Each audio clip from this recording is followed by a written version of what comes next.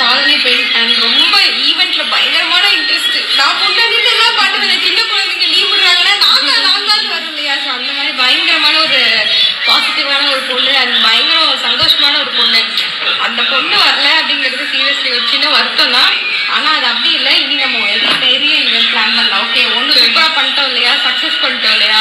எங்கெங்கயோ இருந்தெல்லாம் கேட்கறாங்க. நிஜமா நல்லா பண்ணீங்க. இது உங்களை எல்லாம் யாரை பார்த்தாலுமே ஃபர்ஸ்ட் டைம் ஒரு விஷயம் பண்ற மாதிரி இல்லையாமா. எல்லாம் ஏற்கனவே பல தடவை பண்ணி உங்களுக்கு எல்லாம் ஏதோ எக்ஸ்பீரியன்ஸ் இருக்கு அந்த வேலையில அப்படிங்கிற மாதிரி இந்த பொண்ணெல்லாம் செப்பரேட்டா பாராட்டாங்க. எனக்கு தெரிஞ்சவங்க பர்சனலி எல்லாம் ஃபோன் பண்ணி இந்த பொண்ணு நல்லா ப்ரூவ் பண்ணிருக்க, நல்ல ஃபியூச்சர் இருக்கு. நான் சொன்னேன் இல்லையா, அந்த மாதிரி நல்லா அந்த லைன்ல அந்த பொண்ணு போச்சு அப்படின்னா பிக்கப் பண்ணிடலாம். ஸோ அதனால உங்க எல்லாத்தையும் கவிதாவை தான் அந்த பொண்ணு யாருமா வேதெல்லாம் போட்டீங்க அமைதியா இருங்க.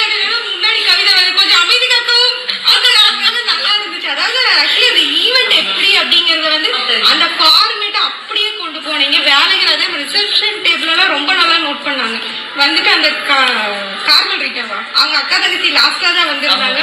ஸோ நீங்க சங்கீதா மூணு பேரும்